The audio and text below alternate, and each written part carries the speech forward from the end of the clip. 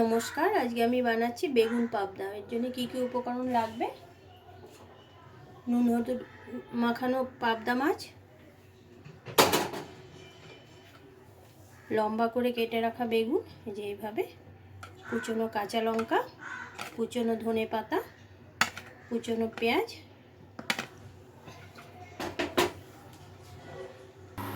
কড়াটা গরম হয়ে গেছে, এর মধ্যে এখন আমি সরষের তেল দিয়ে দেবো। পুরো রান্নাটা আমি সরষের তেল দিয়ে বানাবো। প্রথমে মাছটা ভেজে নেব।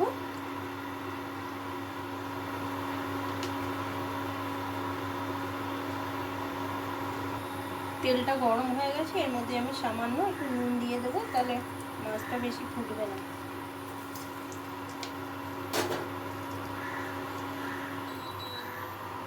এবার একে একে মাছগুলো ভেজে নেব।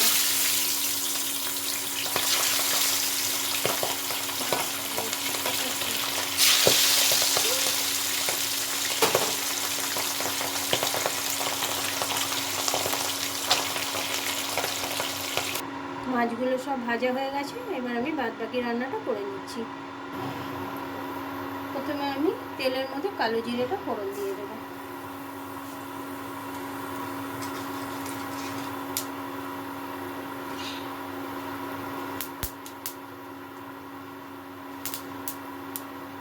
তেলের মধ্যে কুচনো পেঁয়াজটা, দুটো বড় বড় মাপের কুচনো পেঁয়াজ দিয়ে দিচ্ছি।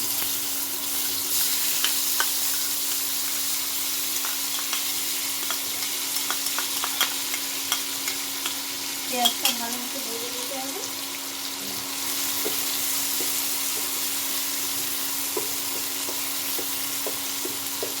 পেঁয়াজটা ভালো মতো ভাজতে হবে।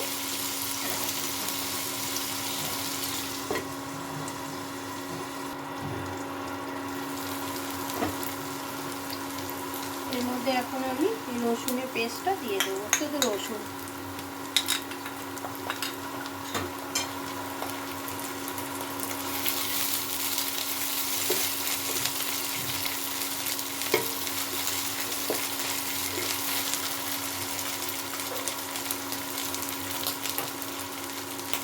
এর মধ্যে এখন লম্বা করে কেটে রাখা বেগুনগুলো দিয়ে দেবো। বেগুনগুলো পরে দিচ্ছি, কেননা বেগুন তো গলে যাবে, এই জন্য আমি পেঁয়াজটা ভেজে নিলাম। এবার এগুলো ভালো মতো মশলার সাথে মিশিয়ে নিই বেগুনটাকে।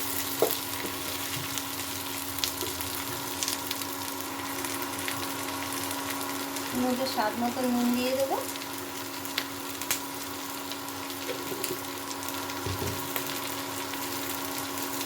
রঙের জন্য হলুদ দিয়ে দেবো।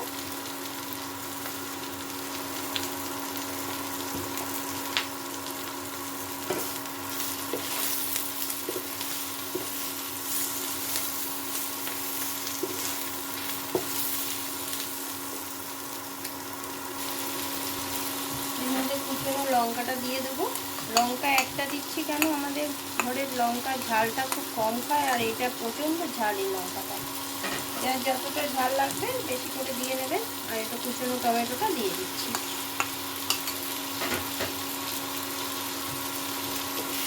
এটা ভালো মতো মিলিয়ে নেব।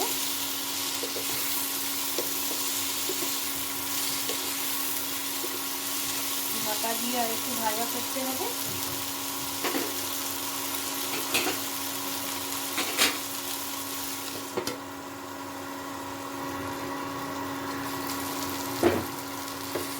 বেগুনগুলো সব ভাজা হয়ে গেছে, মশলাগুলো সব ভাজা হয়ে গেছে। এর মধ্যে এখন আমি জল দিয়ে দেবো।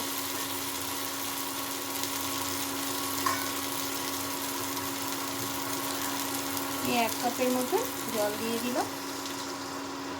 বেশিটা তো ঝোল হবে না।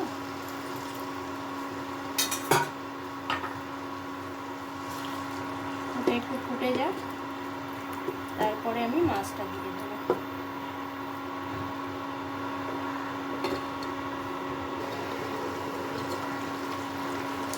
ঝোলটা ফুটে এসছে, এবার আমি মাছগুলো এক এক করে দিয়ে দেবো এর উপরে।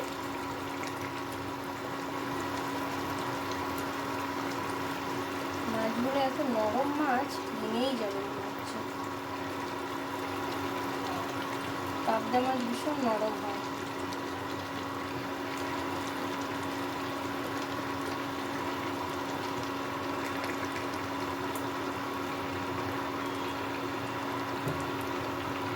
এইরকম আর একটু ঢাকা দিয়ে রেখে দেবো।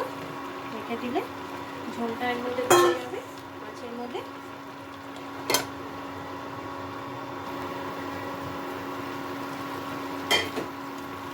ঝোলটা মাছটা ফুটে একদম ওই হয়ে গেছে। এবার আমি বেশ খানিকটা ধনেপাতা ওপর দিয়ে দেবো, ওপর দিয়ে একটু ঢাকা দিয়ে দেবো।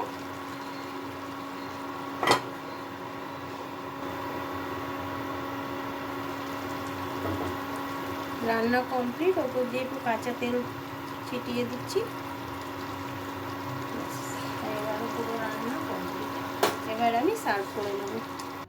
এই যে আমার বেগুন পাবদা কমপ্লিট। শুকনো শুকনো ভাতের সাথে, গরম ভাতের সাথে খেতে বেশ ভালোই লাগে। যদি ভালো লাগে তো একটা লাইক করে দেবেন।